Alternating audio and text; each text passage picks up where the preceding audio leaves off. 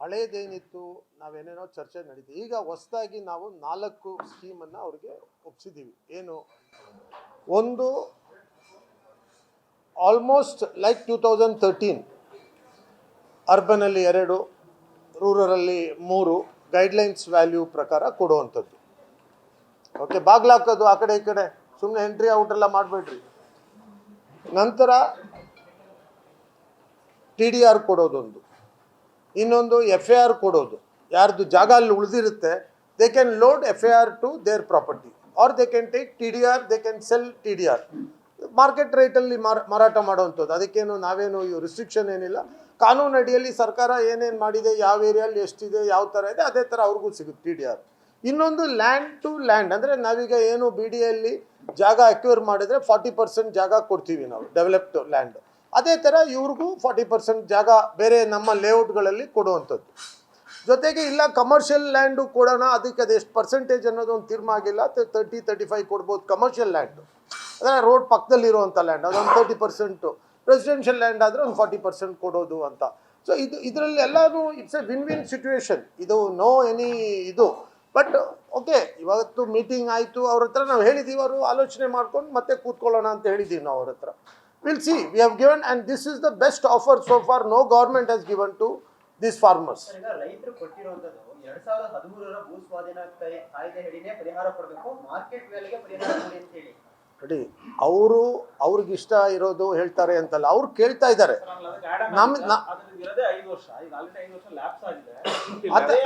ಆ ಥರ ಎಲ್ಲ ಇಲ್ಲ. ಇವ್ರೆ ಅದಕ್ಕೆ 5 ವರ್ಷ ಇರೋದು ಲ್ಯಾಪ್ಸ್ ಆಗಿದೆ ಅದೆಲ್ಲ ಇಲ್ಲ. ಇವೆಲ್ಲ ಕೋರ್ಟಿಗೆ ಇವರೆಲ್ಲ ಹೋಗಿ ಕೋರ್ಟಿಂದ ಅದೆಲ್ಲ ಆರ್ಡರ್ ಎಲ್ಲ ಅವ್ರಿಗೆ ವಿರೋಧ ಆಗೆಲ್ಲ ಬಂದಿದೆ. ನಾವು ನೋಡಿ, ಅವ್ರಿಗೇನು ನೋವಾಗಿದೆ ಪಾಪ. ನಾನೀಗೇನೋ ನಿಮ್ಮ ಹತ್ರ ಮೀಡಿಯಾದಲ್ಲಿ ಹೇಳ್ಬಿಟ್ಟು ಅವ್ರು ಅದನ್ನ ನೋಡಿ ಬೇಜಾರು ಮಾಡ್ಕೊಳ್ಳೋಂಥ ಪ್ರಸಂಗ ಆಗಬಾರ್ದು. ನೀವು ಪ್ರಶ್ನೆ ಮುಗಿಸಿದೀನಿ ಅಂತ ಹೇಳಿದ್ಮೇಲೆ ನಾನು ಮಾತಾಡ್ತೀನಿ. ಸರ್, ಈಗ 2013 ಭೂ ಸ್ವಾಧೀನ ಕಾಯ್ದೆಗೆ ಯಾಕೆ ಪರಿಹಾರ ಕೊಡಕ್ಕಾಗಲ್ಲ, ಜೊತೆಗೆ ಮಾರ್ಕೆಟ್ ರೇಟ್ ಅಲ್ಲಿ ಪರಿಹಾರ ಕೊಡಿ ಅಂತ ಹೇಳಿ ಕೊಟ್ಟಿದ್ದೀರಿ, ಅದ್ರ ಪ್ರಕಾರ ಕೊಡಕ್ ಸಾಧ್ಯ ಆಗುತ್ತೆ? ನಾನು ಪರ್ಮಿಷನ್ ಇಲ್ಲ, ಬೇಡ ಸರ್. ಆಯ್ತಾ, ಮತ್ತೆ ಅದು ಡಿಸ್ಟರ್ಬ್ ಮಾಡಬಾರ್ದು. ಏನೋ ಕೇಳೋದಿದ್ದೀರಾ? ಸರ್, ಅದು ಇನ್ನೊಂದು ಇದೇನಿತ್ತು ಅಂದ್ರೆ 2013 ಆಕ್ಟ್ ಅಲ್ಲಿ ಮುಂಚೆ ಇದ್ದಿದ್ದು ಮಾರ್ಕೆಟ್ ವ್ಯಾಲ್ಯೂ ಅಂತ ಹೇಳೋದು, ಇವಾಗ ನೀವು ಗೈಡೆನ್ಸ್ ವ್ಯಾಲ್ಯೂ ಹೇಳ್ತಿದ್ದೀರಾ. ಗೈಡೆನ್ಸ್ ವ್ಯಾಲ್ಯೂ ಕೊಡೋದಕ್ಕಾಗಲ್ಲ ಅಂತ ಅದನ್ನ ಅಮೆಂಡ್ ಮಾಡ್ಕೊಂಡು ನಂತರ ಕೊಡ್ತಾ ಇದ್ದೀರಾ. ಅದು ಅಮೆಂಡ್ಮೆಂಟ್ ಕಾನೂನು ಅಡಿಯಲ್ಲಿ ನಾವೆಲ್ಲ ಕೆಲಸ ಮಾಡಬೇಕು.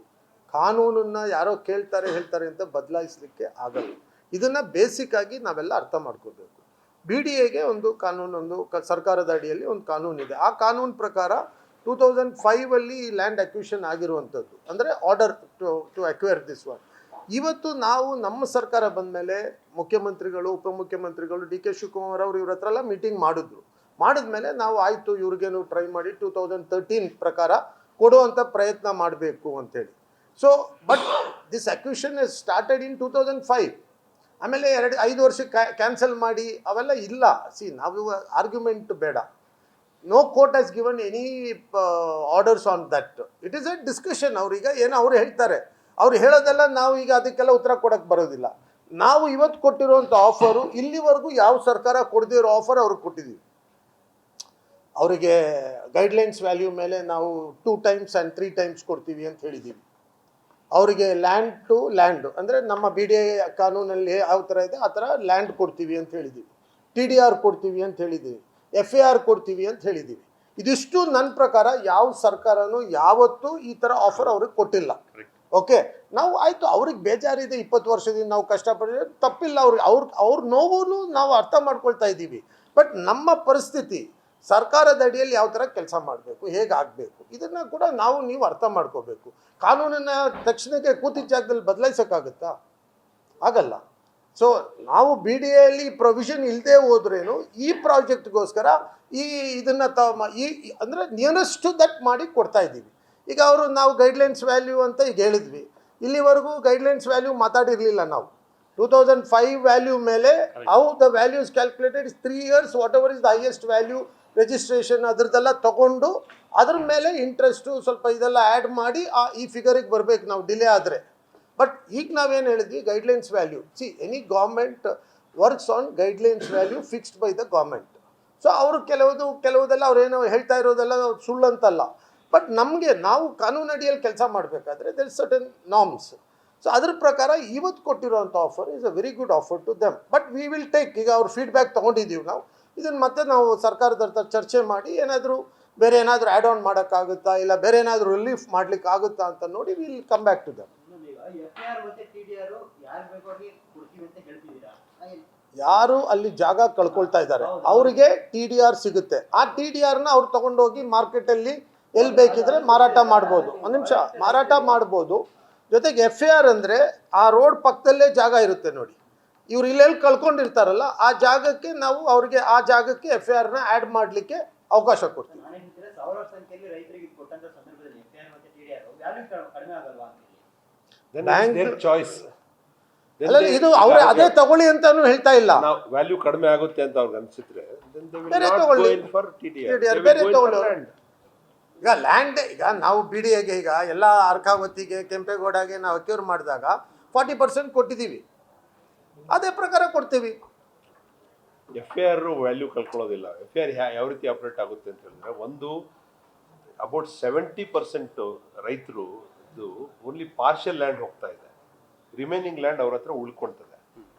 ಅವ್ರಿಗೆ ನಾವು ಒಂದು 12 meters 9 meters plus 3 meters footpath service road ಕೊಡ್ತಾ ಇದ್ದೀವಿ. ಸೊ ಇದೆ ಸರ್ವಿಸ್ ರೋಡ್ಗೆ ಫ್ರಂಟೇಜ್ ಆಗುತ್ತೆ. ಸೊ ರಿಮೈನಿಂಗ್ ಲ್ಯಾಂಡ್ ವ್ಯಾಲ್ಯೂಬಲ್ ಆಗ್ತದೆ.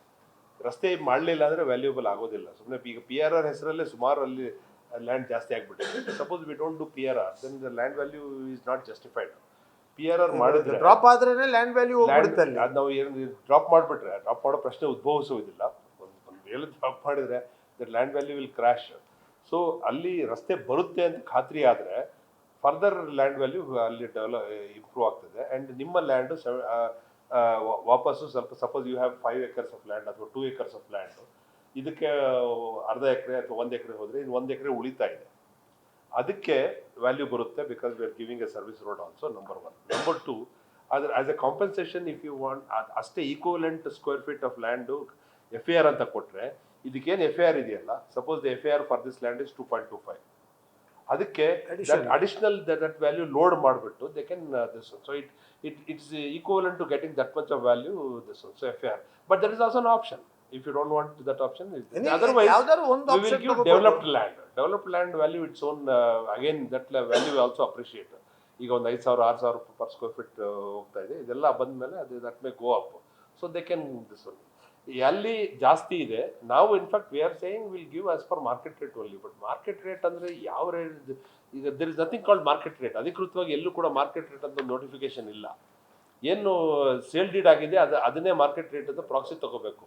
ಸೇಲ್ ಡೀಡ್ಗಳದ್ದು ಏನಾಗಿದೆ ಅಂದ್ರೆ ಕೆಲವೊಂದು ಭಾಳ ಫ್ರೀಕ್ರೆಟ್ ಹೋಗಿರ್ತದೆ, ಸ್ಕ್ವೇರ್ ಫೀಟಲ್ಲೆಲ್ಲ ಹೋಗಿರ್ತದೆ. ಅದರಿಂದ ನಾವೊಂದು just as a proxy we are taking the guidance value. Guidance value also we are converting it to 3 times. some places where we are converting the 7 crores ಅಥವಾ 5 crores ನ 15 crores ಅಂತ ಮಾಡಿದ್ರೆ it's coming nearer to market value. ಈಗ ಅದೇ ಭಾಗದಲ್ಲಿ ಒಂದು ಕಡೆ suburban train ಬರ್ತಿದೆ, ಮತ್ತೆ ಶಿರಾಫ್ನಲ್ಲಿ ಎಕ್ಸ್ಚೇಂಜ್ ಲೇಔಟ್ ಆಗ್ತಾ ಇದೆ, PRR ಬರ್ತಾ ಇದೆ. ಈಗ ರೈತರಿಗೆ ಏನಂದ್ರೆ ಒಂದೊಂದಕ್ಕೊಂದೊಂದು ಬೆಲೆ We heard the farmers. ಕಮ್ಮಿ ಆಗುತ್ತೆ. We heard the farmers. ಅಲ್ಲ, Again, we are repeating the same meeting. ಅಲ್ಲಲ್ಲ, ಅದನ್ನ ನಾವು ಕೇಳಿದ್ದೀವಿ. ಅದು ಈಗ ಅವ್ರು ಹೇಳಿರೋದು ಸರಿ ಇದೆ, ಅದನ್ನು ನೋಡ್ಬೇಕು ಸರ್ಕಾರ. ಯಾಕಂದ್ರೆ ಅದೇ ಬೇರೆ ಇವ್ರು ಮಾಡ್ತಾ ಇರೋವಂಥದ್ದು, ಇನ್ನೊಂದು ಇಲಾಖೆಗಳು ಬೇರೆ ಬೇರೆ ಮಾಡ್ತಾ ಇದೆ. ಇಲಾಖೆಗಳು ಬೇರೆ ಆದ್ರೂ ಲ್ಯಾಂಡ್ ಅಕ್ಕಪಕ್ಕದ್ದು ರೈತರದೇ ಇರುತ್ತಲ್ಲ ಸರ್. ಈಗ ಒಬ್ಬರು ರೈತರಿಗೆ ಜಾಸ್ತಿ ಕಾಂಪನ್ಸೇಷನ್ ಬರುತ್ತೆ. ಕೆಲವೊಂದು ಕಡೆ ಏನಾಗಿದೆ, ಬಹಳ ಸಣ್ಣ ಎಕ್ಸ್ಟೆಂಟ್ ಹೋಗ್ತಾ ಇದೆ ಅಲ್ಲಿ. ಇದಕ್ಕೆ ಇವ್ರಿಗೆ ಟ್ರೈನ್ ಇದಕ್ಕೆ ಸಬರ್ಬನ್ಗೆ ಸ್ಮಾಲ್ ಸ್ಟ್ರಿಪ್ ಲ್ಯಾಂಡ್ ಹೋಗುತ್ತೆ.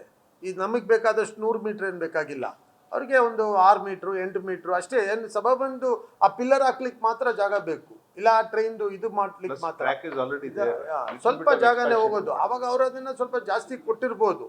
ಅದೆಲ್ಲ ನಾವು ನೋಡ್ಬೇಕು. ಅದು ನಾವು ನೋಡಿ ಕೇಳಿದ್ವಿ ಈಗ. But it is not just ಅದನ್ನ ಏನೋ ಒಂದು ಉತ್ತರ ಹೇಳಕ್ಕಾಗಲ್ಲ ಅದಕ್ಕೆ. ಕಳೆದ 1 ತಿಂಗಳಿಂದಷ್ಟೇ ಎಷ್ಟು ಜನ ಎಸಿಗಳು ಬಿಟ್ಟು ವಿಲೇಜ್ಗಳಿಗೆ ಹೋಗಿ ಒಂದು ಒಪಿನಿಯನ್ ತಗೊಂಡ್ರಿ, ಮತ್ತೆ ಅವ್ರ ಜೊತೆ ಡಿಸ್ಕಷನ್ ಮಾಡಿದ್ವಿ. ಅಲ್ಲಿ ಏನು ಬಂತು ಸರ್? ಅಲ್ಲ, 5-6 ತಿಂಗಳಿಂದ ಮಾಡ್ತಾ ಇದೀವಿ ನಾವು. ನಮ್ಮ ಕೆಲಸನೇ ಅದಲ್ವಾ, ರೈತರ ಹತ್ರ ಹೋಗ್ಬೇಕು. ಅಲ್ಲಲ್ಲ, ಸ್ವಲ್ಪ ಜನ ಒಪ್ಪಿದ್ದಾರೆ, ಕೆಲವರು ಕನ್ಸೆಂಟ್ ಕೊಟ್ಟಿದ್ದಾರೆ, ಬರ್ಕೊಟ್ಟಿದ್ದಾರೆ, ಎಲ್ಲ ಇದೆ. ಇದು ಬೇಗ ಆಗಿ ಒಂದು ಪರಿಹಾರ ಆದ್ರೆ, ಯಾಕಂದ್ರೆ ನಾನು ಹೇಳ್ದಲ್ಲ, ರಿಮೈನಿಂಗ್ ಲ್ಯಾಂಡ್ ಕೂಡ ಇರ್ತದೆ. Only those for home the remaining land is not there, ಅವ್ರಿಗೆ ಸ್ವಲ್ಪ it will amount to a little bit of a loss. But ಅವ್ರಿಗೂ ಕೂಡ ನಾವು we are giving an option of taking land. ಅಲ್ಲ, ಇವರು ಅಲ್ಲಮ್ಮ ಈಗ ನಾವು what we are doing in when we acquire land for BDA, we give 40% of the developed land to them. Okay, so 9,500 or 600 square feet per acre they get. So the same formula here also we are We will acquiring the apply land. here. We'll give them some residential layout land to the farmers. So they are not deprived then. They also get. That is how we acquired land for this our Kempegowda and Shivaram Karant layout. Same way we'll give them. That is what is the now applicable in BDA. ಯಾರು sir ನಿಮ್ಮ ಅವಧಿನಲ್ಲಿ ಅವರು ಕಾಮಗಾರಿ ಕೈಗೆತ್ತಿಕೊಳ್ತೀರಾ sir? ಆಗೋಯ್ತಲ್ಲಪ್ಪ, almost nearest ಬಂದಿದ್ದೀವಲ್ಲ ಈಗ ನೋಡಪ್ಪ, ಇಷ್ಟೆಲ್ಲ ಪ್ರಯತ್ನ ಪಟ್ಟು ನಮ್ಮ ಅವಧಿಯಲ್ಲೇ ಮಾಡಬೇಕು, ಹೇಗಾದರೂ ಆದಷ್ಟು ಬೇಗ ಮಾಡಬೇಕು ಅಂತಲೇ ಇಲ್ಲಿ ನೋಡಿ, ನೀವು ಅವ್ರ ಹತ್ರನೇ ಕೇಳಿ, ಈ ಥರ ಆಫರ್ ಯಾವತ್ತಾದರೂ ಅವ್ರಿಗೆ ಕೊಟ್ಟಿದ್ದಾರಾ ಅಂತ ಕೇಳಿ, ಯಾವ್ದಾರ ಸರ್ಕಾರ ಏನಾದರೂ ಅಂಥ ಆಫರ್ ಕೊಟ್ಟಿದ್ದೀವಿ. ಇವತ್ತು DCM ಪಾಪ DK ಶಿವಕುಮಾರ್ ಅವರು ಭಾಳ ಪರ್ಸ್ನಲ್ ಇಂಟ್ರೆಸ್ಟ್ ತಗೊಂಡು, ಇವನ್ ಚೀಫ್ ಮಿನಿಸ್ಟ್ರು ಕೂಡ ಅಷ್ಟೇ, ಆಗಲೇಬೇಕು ಬೆಂಗಳೂರಿಗೆ, ಇದು ಆಗಬೇಕು. ನಮಗಿರೋಂಥ ಸಮಸ್ಯೆ ಟ್ರಾಫಿಕ್ ಈಗ ಬೆಂಗಳೂರು ಮಾತ್ರ ಅಲ್ಲ. ನಾನು ಮೊನ್ನೆ ದುಬೈಗೆ ಹೋಗಿದ್ದೆ, ಅಲ್ಲೂ ಇದೇ ಥರನೇ ಕಾರಲ್ಲಿ ಕೂತ್ರೆ ಕಾರಲ್ಲೇ ಇರಬೇಕಾಗ್ತದೆ. ಹೇಳೋದು ಬೆಂಗಳೂರು ಮಾತ್ರ, ಇಡೀ ಪ್ರಪಂಚದಲ್ಲಿ ಎಲ್ಲೋದ್ರೂ ಬೆಂಗಳೂರು ಅಂತ ಕೇಳ್ತಾರೆ. ಬಟ್ ಎಲ್ಲ ಕಡೆನೂ ಇದೆ growth, because Bangalore is one of the fastest growing city. We have to understand that. So we need this. ಇದನ್ನು ಇಲ್ಲ ಅಂತ ಹೇಳಲಿಕ್ಕೆ ಸಾಧ್ಯವೇ ಇಲ್ಲ. ಸೊ ಆದಷ್ಟು ಬೇಗ ಇದನ್ನು ಮಾಡಿ, ಈಗೆಲ್ಲ ready. Bank loan is ready for us, project ಆಗಿದೆ, DPR ಆಗಿದೆ. ಜಸ್ಟ್ ಅಕ್ವಿಷನ್ ಒಂದು ಮುಗ್ದಿದ ತಕ್ಷಣ ನಾವು ಸ್ಟಾರ್ಟ್ ಮಾಡ್ತೀವಿ.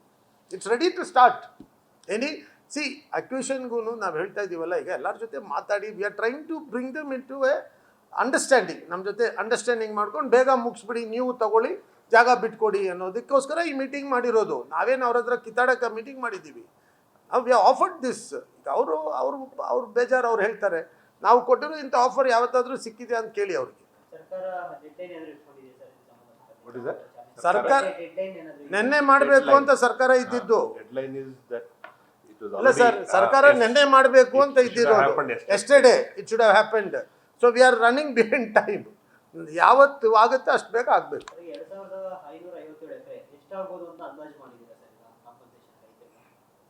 ನಾವು ಜಾಗ ಕೊಟ್ಟರೆ ಮತ್ತೆ ಅದ್ರ ಸಮಸ್ಯೆ ಬರಲ್ವಲ್ಲ, ಈ ಅಂದಾಜೆಲ್ಲ ಬರಲ್ವಲ್ಲ. Depending on the choice they make. ನಾವು FIR ಕೊಟ್ಟರೆ ಇದು ಬರಲ್ವಲ್ಲ, TDR ಕೊಟ್ಟರೆ ಅವೆಲ್ಲ. So it's all not in no any calculation for that. ಯಾವ ಥರ ಆಗುತ್ತೆ, ಯಾವ ಥರ we are able to finish it is important. Project cost sir? The preliminary estimate of the project cost is about 20,000 crores for land acquisition and and about 7,000 7,000 crores for the road itself. That is, ಇದೆಲ್ಲ ಹೇಳಿದ್ದೀವಲ್ಲ ನಾವು ಸುಮಾರು ಸರಿ. that is quite no. ಮತ್ತೆ land acquire ಮಾಡ್ಕೊಂಡು traditional ಆಗಿ ಆದ್ಮೇಲೆ ಅವೆಲ್ಲ No, we calculation are not acquiring any ಏನು additional ಹೊಸ್ತ land. ಏನಿಲ್ಲ. So whatever additional land that has been acquired for nice integration, ಅವೆಲ್ಲ ಸೇರಿದ್ರು ಕೂಡ Anything else? 2,400 ಕೋಟಿ ಇದೆ. We'll close, no? 2,400 ಎಕರೆ ಇದೆ. It's not 2,000. You want to say something? Out of 2,600 acres, about 200 acres ಸರ್ಕಾರಿ ಜಾಗ ಇದೆ. 2,400 ಎಕರೆ ಬೇಕಾಗ್ತದೆ. That is for everything.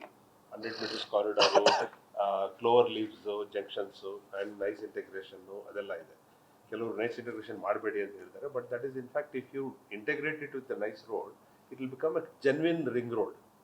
That will help actually. I don't know why they are saying that. So but that is the professional advice that we need to integrate. ಇಲ್ಲಾಂದ್ರೆ ಆ ರಸ್ತೆ ಬಂದು ಎಲ್ಲಿ ಕೂಡಬೇಕು ಅಲ್ಲಿಂದ. We have to keep more connectivity. Yeah. ಎಷ್ಟು ಜಾಸ್ತಿ connectivity ಕೊಡಕ್ಕಾಗುತ್ತೆ ಅಷ್ಟು ಜಾಸ್ತಿ ಕನೆಕ್ಟಿವಿಟಿ ಕೊಡಬೇಕು. That side if you come to Madhavara Bangalore international exhibition centre, ಅಲ್ಲಿಂದ if you connect it will go on to the ring road. You can go to Mysuru road and then Hosur road. And from this side if you are going, if you come to Hosur road electronic city, integrate ಮಾಡಿ further continue ಆಗ್ಬೋದು. Once this is done, it's 73 kilometers of this road plus 41 kilometers of nice Yeah, road, two. 110 kilometers of proper peripheral ring road, which will become a oval around the city agutte. That will actually have its own very, very positive impact on the traffic movement. Lands and you're planning to give. Finally, which are the layouts that you identified or which BDA places that you can? ಎಲ್ಲ Nearby ಕೊಡ್ತೀವಿ, the near by ring road. ಕೊಡ್ತೀವಿ ಅಲ್ಲೇ We will ನಾವು. not go in if somebody comes ಎಲ್ಲ ಒಂದ್ ಕಡೆ ಕೊಡ್ತೀವಮ್ಮ ಅವ್ರಿಗೆ. nearby, new roads We'll are give. ಕೊಡ್ತೀವಿ.